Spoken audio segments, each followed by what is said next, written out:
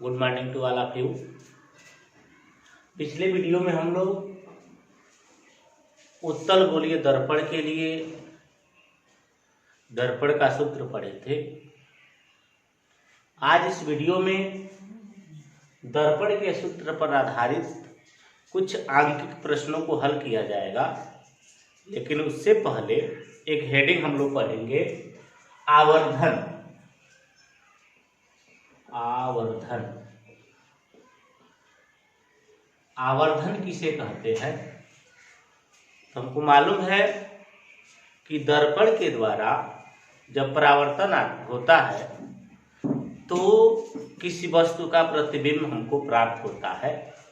यह प्रतिबिंब आभासी भी हो सकता है और वास्तविक भी हो सकता है।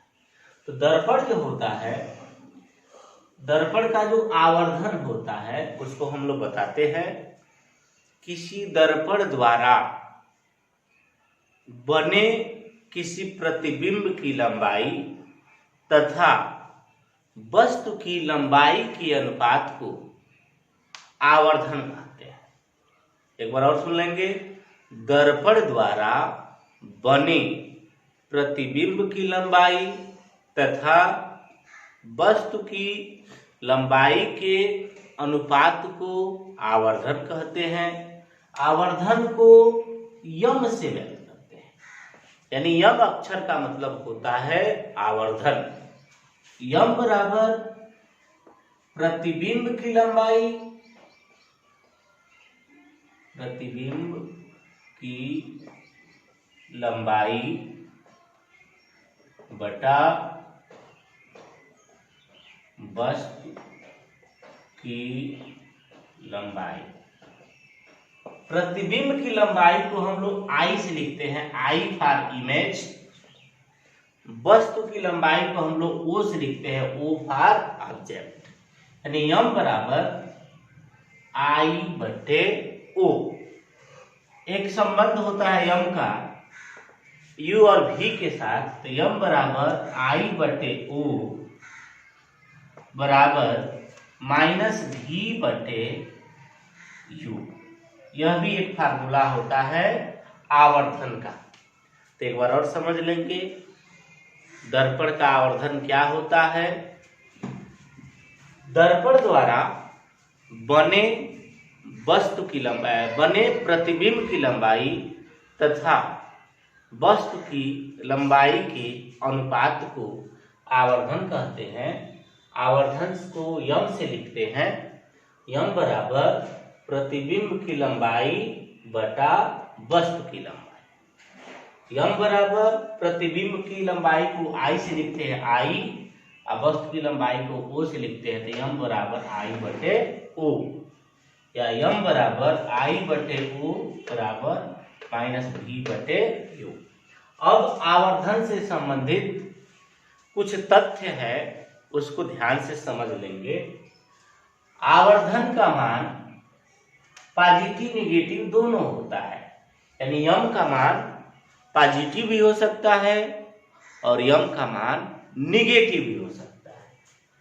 यदि प्रतिबिंब आभासी बना है, सीधा बना है, प्रतिबिंब क्या है? आभासी सीधा, उस स्थिति में यम का मान पॉजिटिव होता है। ध्यान से समझेंगे, प्रतिबिंब आभासी और सीधा बनेगा तो यम का मान पॉजिटिव होगा। प्रतिबिंब वास्तविक उल्टा बनेगा तो यम निगेटिव होगा। यानी प्रतिबिंब आभासी सीधा तो यम का मान पॉजिटिव, प्रतिबिंब वास्तविक उल्टा तो यम का मान निगेटिव। और समतल दर्पण के लिए, समतल दर्पण के लिए यम का मान +1 होता है, यम बराबर +1 होता है। तो इसको एक बार और जान लेंगे, आवर्धन क्या होता है। दर्पण द्वारा बने प्रतिबिंब की लंबाई तथा वस्तु की लंबाई के अनुपात को आवर्धन कहते हैं। आवर्धन को यम से लिखते हैं। यम बराबर प्रतिबिंब की लंबाई बटा वस्तु की लंबाई, यम बराबर आई बाई यू, या यम बराबर आई बाई यू बराबर माइनस बी बटे यू।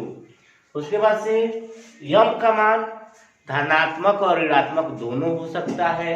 प्रतिबिंब आभासी सीधा बनेगा तो यम का मान पॉजिटिव होगा।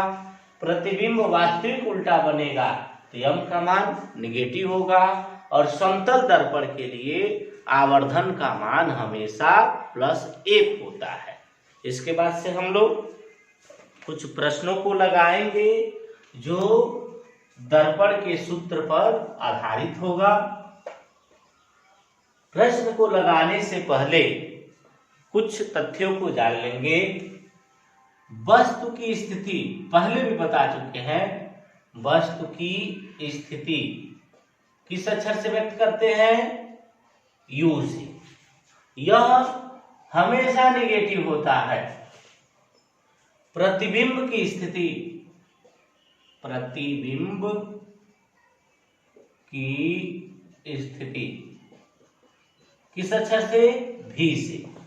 यह निगेटिव भी हो सकता है और पॉजिटिव भी हो सकता है। आभासी अगर प्रतिबिंब है, आभासी, तो भी का मान पॉजिटिव होगा। वास्तविक के लिए भी का मान निगेटिव होगा। फोकस दूरी को, फोकस दूरी एफ से उत्तल दर्पण के लिए ध्यान दीजिएगा, उत्तल दर्पण के लिए पॉजिटिव होता है। अवतल दर्पण के लिए इसका मान निगेटिव होता है। उत्तल के लिए पॉजिटिव, अवतल के लिए निगेटिव। उसके बाद से जो है वक्रता त्रिज्या को हम लोग वक्रता त्रिज्या, वक्रता त्रिज्या आर से लिखते हैं। आर का मान उत्तल के लिए पॉजिटिव होता है और अवतल के लिए निगेटिव होता है। इन सब चीजों की, इन सब राशियों का जब हम लोग प्रश्न लगाएंगे तो आवश्यकता पड़ेगी, ध्यान से समझ लेंगे। वस्तु की स्थिति दिया होगा तो यू से लिखेंगे। यू का मान हमेशा निगेटिव होता है। प्रतिबिंब की स्थिति दिया होगा तो भी से लिखेंगे। भी का मान पॉजिटिव और निगेटिव दोनों होता है। भी पॉजिटिव होगा जब प्रतिबिंब आभासी बनेगा, भी निगेटिव होगा जब प्रतिबिंब वास्तविक बनेगा। फोकस दूरी को एफ से लिखेंगे। उत्तल दर्पण के लिए पॉजिटिव लिखेंगे और अवतल दर्पण के लिए निगेटिव लिखेंगे। इसके बाद जिस राशि का मान निकालना है उस राशि को चिन्ह सहित नहीं लिखेंगे। ठीक है। अब हम लोग पहला प्रश्न हल करेंगे जो दर्पण के सूत्र पर आधारित है। पहला प्रश्न जो है ध्यान से सुनेंगे। एक अवतल दर्पण की फोकस दूरी 10 सेंटीमीटर है। एक अवतल दर्पण की फोकस दूरी 10 सेंटीमीटर है। दर्पण से 20 सेंटीमीटर की दूरी पर एक वस्तु है, उसके प्रतिबिंब की स्थिति ज्ञात कीजिए। यानी एक अवतल दर्पण है जिसकी फोकस दूरी कितनी है? 10 सेंटीमीटर है। तो फोकस दूरी को किस अक्षर से लिखेंगे? पहला प्रश्न है यह। फोकस दूरी को एफ से लिखेंगे। एफ का मान प्रश्न में दिया है 10 सेंटीमीटर, 10 सेंटीमीटर। किसके लिए है यह? अवतल दर्पण के लिए। तो अवतल दर्पण के लिए निगेटिव होगा। एफ बराबर यहां ब्रैकेट में लिख देंगे अवतल दर्पण। ठीक है। वस्तु की स्थिति है 20 सेंटीमीटर पर। वस्तु की स्थिति को किस अक्षर से लिखते हैं? u से, u बराबर होगा 20 सेंटीमीटर। आपको ध्यान होना चाहिए u का मान हमेशा निगेटिव होता है। क्या ज्ञात करना है? प्रतिबिंब की स्थिति v बराबर ज्ञात करना है। v बराबर हमको क्या करना है? ज्ञात करना है। अब फार्मूला हम लोग लिखेंगे 1/f equal to 1/v plus 1/u। जिस राशि का मान ज्ञात करना है उस राशि को चिन्ह सहित हम नहीं लिखेंगे। f का मान हम भरेंगे तो 1/-10 इक्वल टू v का मान ज्ञात करना है तो 1/v और प्लस u का मान 1/-20। ध्यान से देखेंगे, यह भी अननोन राशि है, इसके वैल्यू को हमको ज्ञात करना है। तो इसके वैल्यू को ज्ञात करने के लिए इसको यही रहने देंगे और 1/-20 को इस साइड लाएंगे। तो ये होगा 1/20 हो जाएगा, निगेटिव है तो पॉजिटिव हो जाएगा, और -1/10 हो जाएगा इक्वल टू 1/v। फिर से इसको एक बार लिख लेंगे, v को हम इधर लिख सकते हैं तो 1/v इक्वल टू 1/20 और -1/10। ये हो गया। मतलब राइट हैंड साइड को हमने लेफ्ट हैंड साइड में लिख दिया और लेफ्ट हैंड साइड को राइट हैंड साइड में।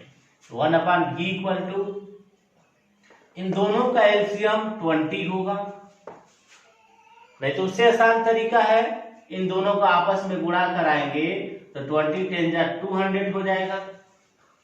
अब जो है ये जो 10 है इसका यहाँ पे गुणा कराएंगे तो 10, बीच में जो चिन्ह है उसको लिख देंगे और 20 का यहाँ गुणा करा देंगे तो 20। फिर से 1/v इक्वल टू -10/20 में से 10 जाएगा, चिन्ह ये माइनस का है तो -10/200, 10 से 10 कैंसिल, 1/v इक्वल टू -1/20। अब जो है ध्यान से देखिएगा, v 1/, के नीचे है, 20 भी 1/, के नीचे है, तो इसको जब ऊपर लिखेंगे यानी v/1 इक्वल टू -20/1 या v इक्वल टू -20 सेंटीमीटर। अब ये माइनस आने का क्या मतलब है? v का मान निगेटिव जब आता है, ये हमारा आंसर होगा। माइनस आने का क्या मतलब है? v का मान जब निगेटिव आया तो इसका मतलब प्रतिबिंब क्या होगा? वास्तविक होगा। नोट कर लीजिए। इसके बाद से हम लोग दूसरा प्रश्न हल करेंगे।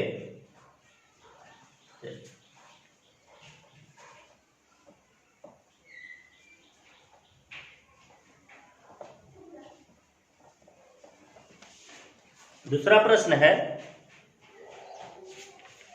ध्यान से सुनिए।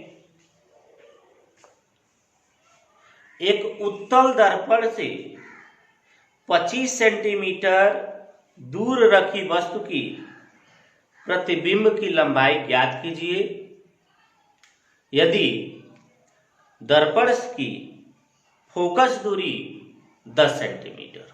ध्यान से सुनिए एक बार और। एक उत्तल दर्पण से 25 सेंटीमीटर दूर रखी एक वस्तु के प्रतिबिंब की लंबाई ज्ञात कीजिए, प्रतिबिंब की स्थिति ज्ञात कीजिए यदि दर्पण की फोकस दूरी 25 सेंटीमीटर हो। यानी उत्तल दर्पण है, कौन सा दर्पण है? दूसरा प्रश्न ये होगा, उत्तल दर्पण।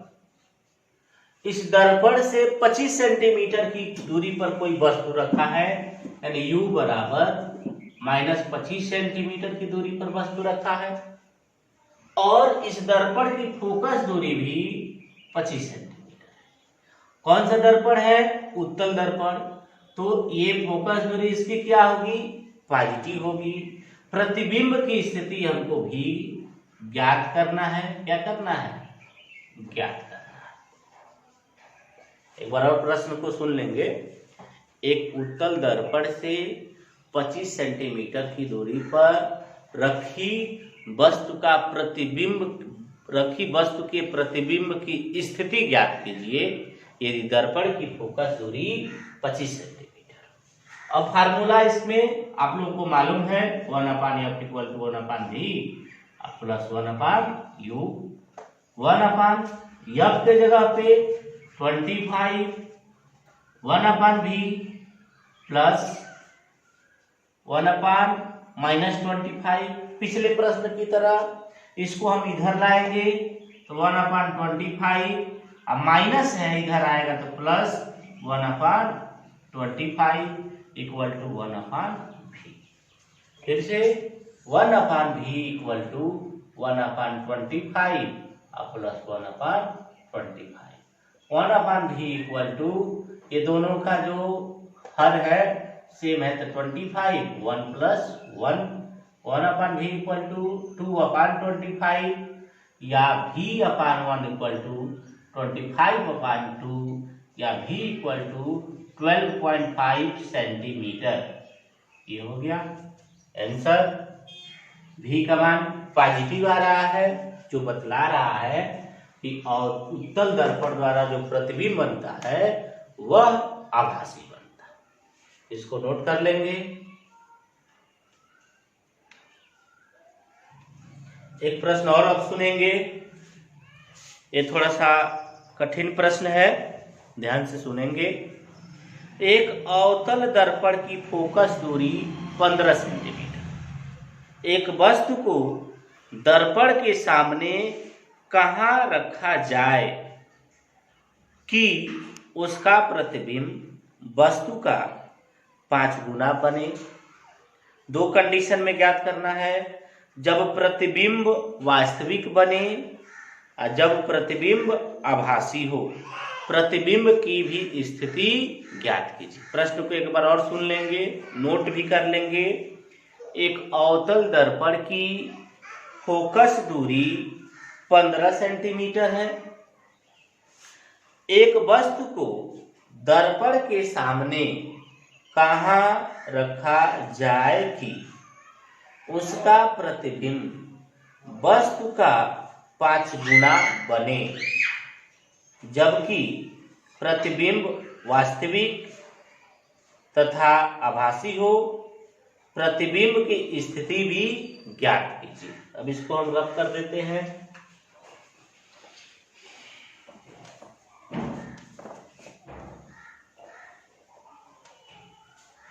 ये प्रश्न नंबर 3 है। कौन सा दर्पण है? अवतल दर्पण। अवतल दर्पण है, ठीक। फोकस दूरी दिया है, अवतल दर्पण की फोकस दूरी 15 सेंटीमीटर, माइनस में होगा। 5 गुना प्रतिबिंब बन रहा है, यानी m बराबर 5 हो गया आवर्धन इसका, या m बराबर 5। इसके बाद से पहली जो स्थिति है, प्रतिबिंब कैसी बननी चाहिए? वास्तविक हो। वास्तविक हो। अब देखिए, वास्तविक प्रतिबिंब के लिए, वास्तविक प्रतिबिंब के लिए, प्रतिबिंब के लिए यम का मान -5 होगा। हम पहले ही बताए हैं, वास्तविक प्रतिबिंब बनेगा तो यम का मान ऋणात्मक होगा, आभासी प्रतिबिंब बनेगा तो यम का मान धनात्मक होगा। तो पहली स्थिति में प्रतिबिंब वास्तविक बन रहा है तो यम का मान क्या हो जाएगा? ऋणात्मक हो जाएगा।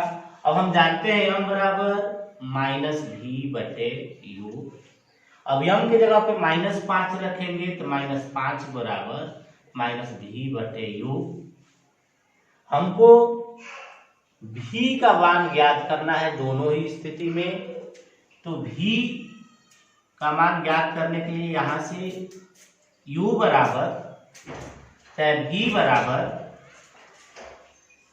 5 u हो जाएगा। v बराबर 5 u हो जाएगा। अब हम क्या करेंगे, दर्पण का सूत्र यहाँ पर लगाएंगे जो होता है 1/f equal to 1/v plus 1/u। ये हो गया 1/f के जगह पे -15, 1/v, v के जगह पे क्या लिखना है हमको 5u लिखना है, ठीक है, प्लस u के जगह पे हम क्या लिख देंगे, u लिख देंगे। अब इसको हल करेंगे तो 1/5u plus 1/u equal to -1/15 हो जाएगा। इसको हम लेफ्ट हैंड साइड में लिख दिए, इसको राइट हैंड साइड में। अब इसको सॉल्व करेंगे तो इसका जो एलसीएम होगा ये हो जाएगा हमारा 5u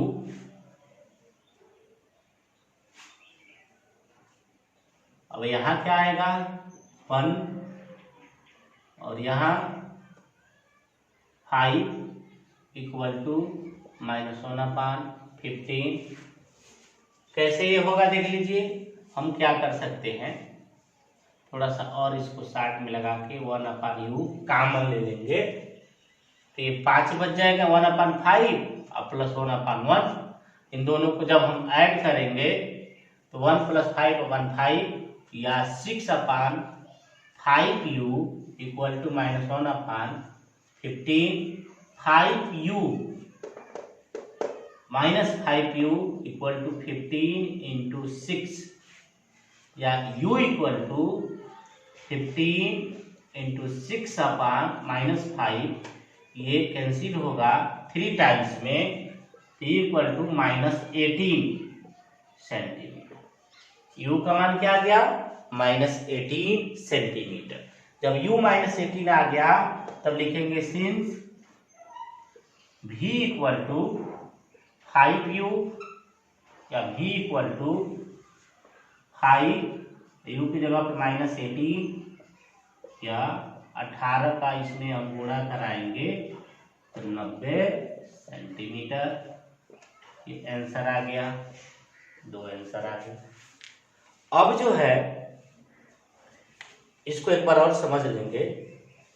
प्रश्न हमारा है, एक अवतल दर्पण है जिसकी फोकस दूरी 15 सेंटीमीटर। अवतल दर्पण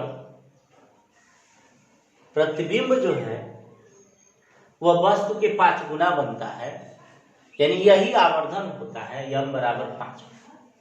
वस्तु की प्रतिबिंब की स्थिति हमको ज्ञात करनी है। प्रतिबिंब की स्थिति क्या करनी है, ज्ञात करनी है। तो प्रतिबिंब की स्थिति 2 कंडीशन में ज्ञात करनी है। प्रतिबिंब वास्तविक हो, तो प्रतिबिंब जब वास्तविक होगा तो m का मान ऋणात्मक होगा। इसको आप लोग दिमाग में बैठा लेंगे। m बराबर -v/u होता है, m की जगह पर -5 रखेंगे, u बराबर v बराबर 5u हो गया। ये दर्पण का सूत्र लिखेंगे, इसमें f के जगह पे -15, v के जगह पे 5u और प्लस 1/u। जब इसको सॉल्व करेंगे तो u का मान -18 आएगा। u का मान जब -18 आ गया तो इसको हम इसमें भरेंगे तो v का मान -19 सेंटीमीटर। यानी पहले कंडीशन में प्रतिबिंब वास्तविक बन रहा है तो वस्तु की स्थिति 18 सेंटीमीटर पर होगी और प्रतिबिंब की स्थिति 90 सेंटीमीटर। ठीक है। अब जो है दूसरी स्थिति है, इसको रफ करना पड़ेगा।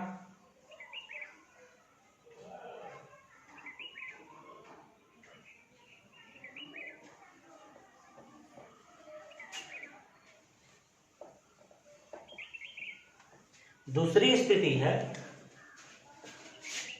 आभासी प्रतिबिंब के लिए। आभासी प्रतिबिंब के लिए प्रतिबिंब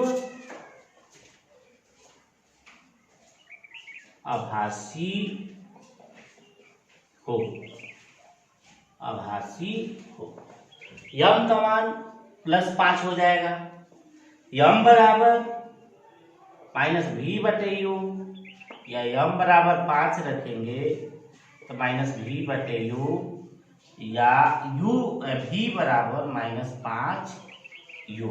अब दर्पण का सूत्र फिर से लिखेंगे। दर्पण का सूत्र 1/f equal to 1/v minus 1/u 1/-15 equal to v के जगह पे -5 1/-5u प्लस ये प्लस रहेगा प्लस 1/u या 1/u minus 1/5u equal to 1/-1/15।